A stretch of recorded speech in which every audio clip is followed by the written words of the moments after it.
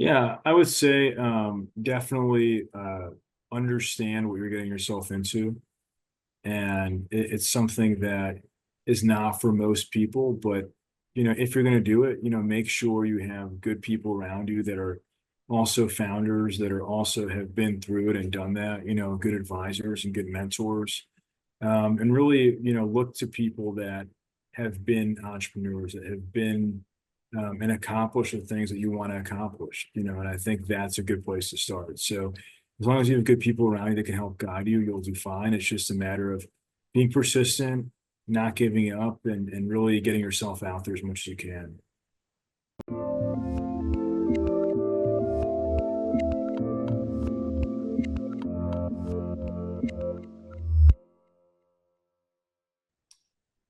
Hey everyone, this is Devin Miller here with another episode of The Inventive Journey.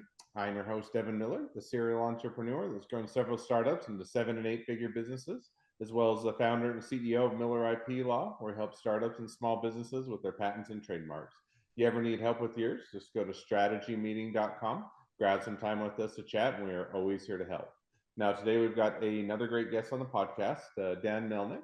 And Dan started his journey at 17, getting autographs, or started his first company at 17, getting autographs, and then going around and selling, or going around and getting autographs, and then selling them online. And then went off to college and was working a full-time job while going to college, and studied supply chain operations management. With that, or that original company started selling the autographs, sold that around 2020, and then started a fitness app around the same time. The app wasn't overly successful, but had a lot of good learnings. Had a client that wanted to start a company together, and so started the agency, which is what he's doing now. So, with that much as an introduction, welcome on the podcast, Dan. Thank you. Thanks so much for having me. Absolutely excited to have you on. So, well, I just gave a much or a shorter, much condensed version to a longer journey. So, with that, maybe rewind a little bit and tell us a little bit about how your journey got started in high school, going around getting autographs and selling them online. Yeah, 100%. It was more of a hobby. It actually started when I was 12. I was in a religious school and, a teacher, I went to his house and, I saw his collection, him and his son like were collecting autographs. And I was just curious. And 'cause I'd always collected baseball cards, but I was really curious about like, oh, I didn't realize you could actually get those cards signed. And he's like, oh yeah, and I just go to the games early. I mail them to players. There's ways to get autographs. And so he explained the whole process him and his son did. His son was like about my age as well. So got into that. And then once I started driving and I was, 16, 17, I started to go to downtown Chicago where I was living, and go to, everything like, all the events, team hotels, sporting events. And that's just how I got into it. My friend of mine was like, hey, why do you need five signed cards of the same player? Well, you can just sell four and keep one. And so that was really what got me into it. And that was my first sort of taste of being an entrepreneur. Now, let me just ask, and I know it's not exactly part of your journey, but just kind of curious, you know, I don't, or I guess let me set up my question with a question, which is, so when you started out, kind of what was that time frame, or kind of what period of time, when was that starting out? Yeah, it was in about 2011. So in Chicago, I'm not sure if it's still around, but it was like a website that had every single appearance of all the athletes in the city, or like in the Chicagoland area. So I just subscribed. It was like a certain amount per year or monthly membership, and it would tell you, hey, like, this athlete was going to be appearing at this grocery store at 5 p.m. And it gave you all the heads up. So then I would go and get my cards ready and my photos ready, and I would go to the event. So yeah, I mean, it's like, obviously once you start driving, it's so much easier to go around and do all these things. So now with that kind of is or setting a bit of the stages to what my question was, which is, so you're going around doing this now. If I were on the other end of things, I would be saying, hey, I'm worried that this is a fake, right? You go and you scribble you go and scribble someone else's name and say, hey, I signed it, and then you get it in the mail, and if you ever got it checked or verified, they say you got defrauded, so to speak, and not what you were doing, but that would be kind of the fear. And so to kind of, as you're doing the business, or to allay that fear, did you get a picture with the individual? Was there a verification, or did you just sell it inexpensive enough that people are kind of willing to roll the dice, or to say, hey, we'll see if I can get a legitimate one, or and if not, no big deal? Or kind of how did you deal with that innate fear or concern with potential clients? So I just would write out my own certificate of authenticity. I mean, I would sign it, date it, which obviously, I was just getting started, sort of like a no-name business. So yeah, 100% it's always an issue. Later on, I was taking pictures of the person signing. Even later on, I started to have some relationships with some of the top autograph authentication companies like Beckett and PSA that are out there in the market. So I had folks in my network that had wholesale, agreements with them. So it was very cost effective to get those autographs certified. Of course, like not every autograph was always worth certifying. If it's like like a role player, not like a big name player, it's not like it's worth it. But a lot of the times, of course, if it's like an all-star player, a Hall of Famer, it definitely pays to get it certified. And on top of that, you can move the product much faster. So yeah, like definitely it helps and it makes sense because like 100% to your point, there's lots of fakes out there. It's unfortunate. Even some of these companies sometimes that are top notch, have high reputations, do certify fakes from time to time. I mean, they're not perfect. So it's definitely important to, do your due diligence when buying autographs.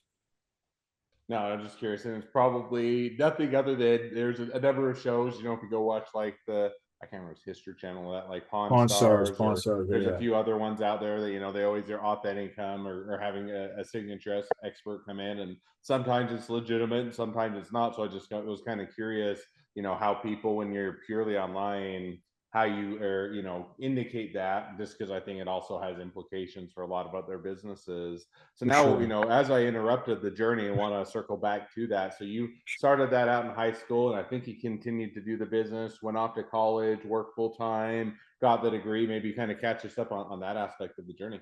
Yeah, so I graduated college in 2018, and then I, went to college in Milwaukee, Wisconsin. After college, I moved back to the Chicago area, and I was working. I majored in supply chain management, so I was running this eBay store. I was working in supply chain, corporate jobs like supply chain planning, things like that. And then, yeah, I always wanted to be entrepreneurial. I wanted to build something bigger, so I had this idea to build like a fitness application at a time called the Workout Pros. It's like a fitness marketplace. And on top of that, running like the eBay store, doing this fitness app, working full time, doing lots of things. And so in November of 2020, I sold all my inventory, sold that business. And then I moved to Dallas, Texas. So I was still working full time. I had the eBay, or like I had the uh, mobile app I was building, and I just really had trouble finding good developers. It's very difficult to find good developers, especially that are cost effective Mm-hmm. on Fiverr or Upwork. So yeah, like over time, I finally met somebody good, and he built out my app for me. But at that point, I said, listen, like I spent so much time and money on it. It was so delayed. I just had moved to Dallas. Like, I don't want to pursue this app anymore. I want to just take a break from entrepreneurship. And yeah, my current co-founder who built the app for me was actually his idea. He's like, hey, let's work together and start an agency. So that was kind of like the beginning of what is now known as Zane. So now, just kind of one or kind of follow up to that, which is, so first of all, I love, and I hope my kids are, although some of them are more entrepreneurs. Some of them say, I don't want to be an entrepreneur like dad. But I think it's awesome when you're, whether it's in high school, going through college, and you take the opportunity, even if you fail, to build a business and to, one, gain the experience, hopefully make a bit of money, three, kind of and get those skills as you're doing it. And I don't care, I always, or at least from my perspective, you're always in business, you're always selling, you're always, running. Even if you're working for someone else, as an attorney, you're still having to generate clients. As a programmer, you're still having to figure out who you're going to do the projects for. And all of the time, having a lot of those skill sets, I think is very often, for most, if not all, different industries is beneficial. So as you build that business, just kind of curious, when you made that exit, I guess too, is kind of what was the stage of the business? Was it a huge and thriving business? Was it still kind of fun or more of a side hustle off to the side? And then kind of following up that question, which was, what was the reason why you decided to exit that business to start the fitness app? Yeah, so I had so much inventory. Yeah, it was more of a side hustle for sure. I mean, I sold the business. It was basically just all the inventory for about $30,000. So it wasn't like a huge exit, but at the time it was obviously a good amount of money for me. But yeah, I mean, it was just so inventory intensive, so capital intensive. And I stored all the inventory at my parents in my parents' basement. So it was like 10,000 items when I sold everything. So it was really like I accumulated a lot of stuff. And yeah, I mean, I just knew I wanted to like downsize, have an apartment, and move to the city. And that was sort of my vision of like, okay, how can I build like an online business that I don't need to have all this physical inventory? So that was really just my idea behind it. And yeah, I was a one person show. I didn't see it as scalable. Obviously, it is a scalable business. I know many people that are very successful in that business, but I wanted to build something that, my mind was more scalable and I could really reach more people on a global level, if that makes sense. No, it makes perfect sense. So now you decided, okay, now what kind of made you shift here? So I assume that you were exiting that business, you're coming out of school and decided to do a fitness app. Kind of what made you decide to go in that direction? Was it had a great idea, or wanted to reinvest a little bit of what you made with the previous exit, or had a great co-founder, or kind of what put you in the direction of going down the route of building the fitness app?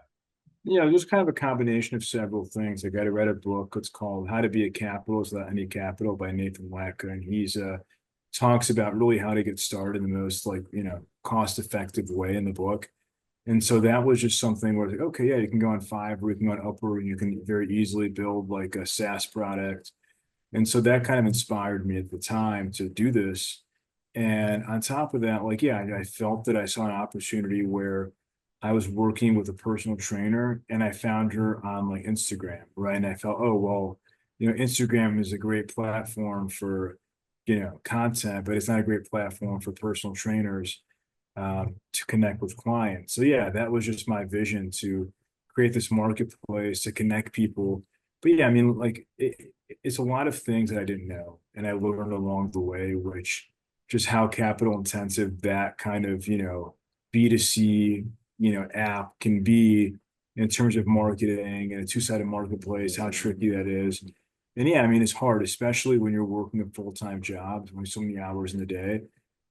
So I just was no longer passionate about it. And I called up Effie, who's a good friend of mine, is now one of my co-founders, and he had a similar experience with a dating app that he built. I said, hey, Effie, like I'm not sure. Like I'm thinking about, quitting and dropping this fitness app. Like when would be a good time? And he was like, well, if you're asking me this question, the answer is right now. Like don't wait one more day. Like just finish it up and move on to something else. So that was a very tough conversation, a very tough day for me, but it was something that I felt was necessary at that time. So now you feel it necessary. Now, a couple of things. Was that a just, hey, he told you now is the time, and you said that's great, great information, and I'm going to immediately, leave and shut the business down, or kind of, did you transition it? Did you try and sell it, or kind of how did you make that exit? And then, follow up question to that. And I always know it's hard to have compound questions, but or how did you decide to make that exit, and how did you figure out kind of what was that next thing to focus on?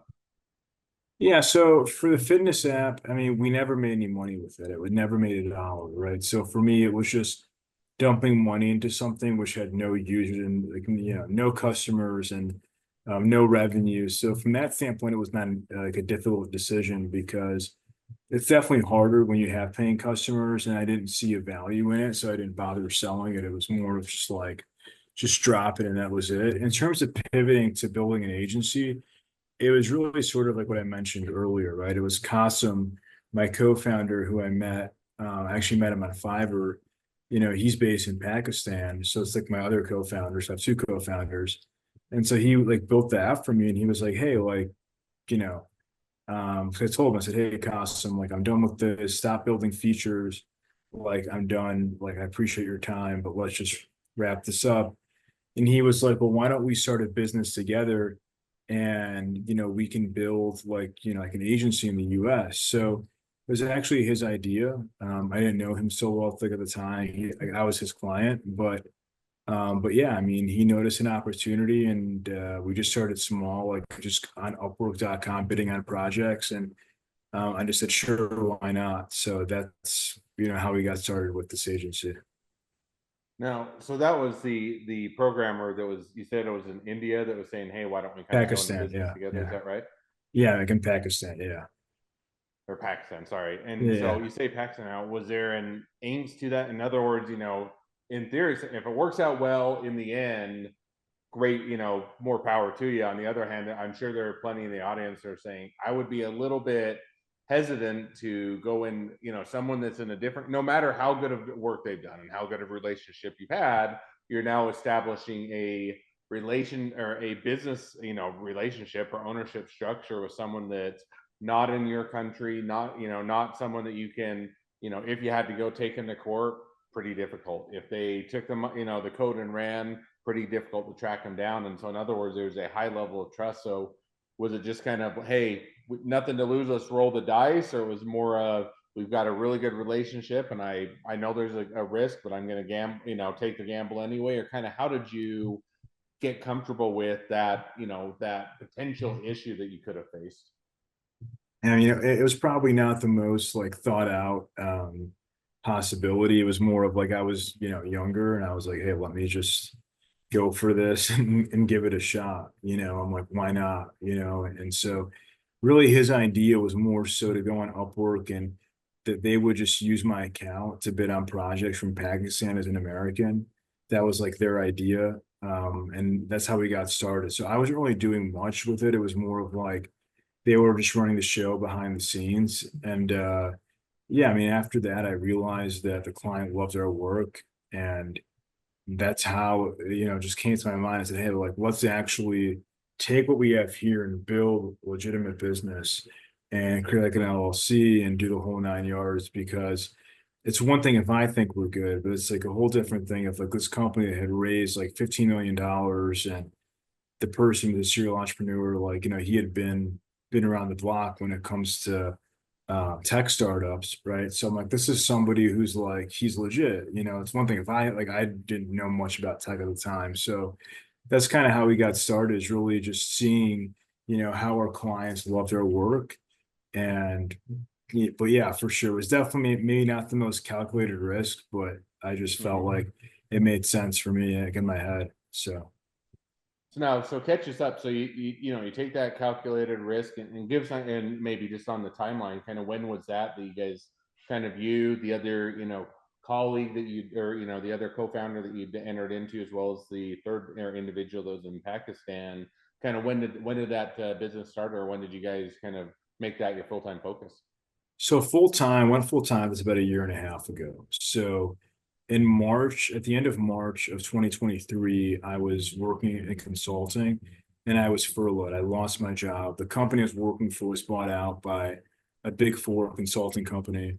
And at that point, I was like, listen, like, now don't have a job. Let me just go for it. Now, like, if I'm gonna do this entrepreneurship thing, the time is now. So yeah, I mean, it was sort of like timing. At the same time, I brought in my co-founder Effie and I said, hey, listen, like I want to run this business, but I need one more American person because I want our clients to work directly with Americans, but I'm just one person. I need someone else to really like, bring that value to our clients because it makes a difference for sure. So yeah, and Effie was like, transitioning. He was, obviously had that, tech startup. And on top of that, he was a nurse, from his background, like a travel nurse. He was in school getting his MBA. So he knew he wanted to transition out of nursing. It was kind of a good timing thing. So yeah, he's like, listen, yeah, let's do this together. And so he joined up with us, and first it was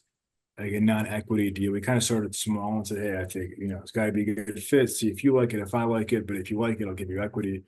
And so yeah, he joined us in around that time as well. And it's been great ever since. So now you've kind of done that. So you made that jump, kind of went full time. Now catch us up, kind of since you guys have all put in that work and made that jump and kind of evolved. How's the business gone? Has it been a skyrocket to the top and money's raining down from the sky and more than you know what to do with? To you're on the verge of bankruptcy and not knowing how to make the next paycheck, somewhere in between, don't know, still figuring it out. Kind of walk us through a little bit as to where how things have evolved and where they're at today. Yeah, I mean, it's definitely still lots of ups and downs. I would say that we haven't grown as much this year as we thought we would, but we're definitely have grown like by 4x from last year. And, we're in good position. We were hoping for 10x, but, we'll take 4x. I mean, obviously we still have, several months left here in 2024, but yeah, I mean, listen, everything is always about learning. It's about how can you learn and improve. Like there's always opportunities here when it comes to learning and seeing what's possible. Hmm. So now, kind of, so taking that as, hey, still learning, still kind of, it sounds like still evolving, still figuring things out, and hopefully starting to get a bit of traction, even if it's not as big as everybody always hopes that things will take off and do even better than you anticipate, and rarely the case. But if you're moving in the right direction, that's the main the focus is you're getting things going. So where do you see things kind of now headed in the next 6 to 12 months? Kind of what's the trajectory? Yeah, I mean, I think we're going to continue to grow. We just built our first product, an AI customer service tool. So that's just went live about 1 month ago. So implementing that product at different organizations. So yeah, I mean, it's definitely growing a lot, and we're bootstrapped. So for us, it's a kind of slow, um, strategic growth, you could say, has been our focus. Like obviously, you can always go and raise a bunch of money and, that's not really our strategy. So yeah, I mean, just keep growing, keep building on what we're doing and giving as much value as possible. I mean, every day I'm always learning new things about opportunities. How can we, improve? How can we do things, better when it comes to even marketing, whether it's, you know, SEO, things like that, like making sure people are finding us. Like there's always things that, we can do better. And so for me, it's always about learning and improving every day. No, makes perfect sense. Sounds like a fun road yet to have, and plenty of things yet to learn, and definitely will be exciting to watch how things continue to evolve. Thank you. So with that, now that we've kind of reached the present day, and even looking a bit into the future as far as where things might be headed, great time to transition to the two questions I always like to wrap up each episode with. So we'll jump to those now. So the first question I'd like to ask is, along your journey, what was the worst business decision you ever made? What'd you learn from it? I think the worst decision was hiring and spending too much money too early. It's something where it's important to delegate and to hire out, but like when it comes to certain things like salespeople, I, I realize that, obviously hiring salespeople is great, but as a founder, no one's going to sell like you. And eventually we'll go back to hiring salespeople, but we just did it way too early. So understanding like, if we're going to hire salespeople, if we're going to hire people out, having the funds to invest in people that are high level that can actually, bring us some good returns. But yeah, I mean, that was definitely a big mistake. We hired folks too early. It was just not a good time and just not a good fit for us and for them. So No, and I think that that one's a hard one, on a number of fronts. One is, you hit a lot of times you hit the business stuff. Hey, if we had more people, we'd be able to get going faster. If we get going faster, we'd be able to make more revenue, and so we'll make it up on the back end if we can kind of get it on the front end of getting things going quicker. And then I also think especially not always, but a lot of times when you're inexperienced or you're first getting started with your first real business, it tends to feel good. There's a couple of things I think you tend to feel good on. One is, you get a nice office space, and now it's everybody, looks like you're official. I guess even before that, you get your logo, you get your business cards, makes you feel like you're a legitimate business. Next step is you get your office space.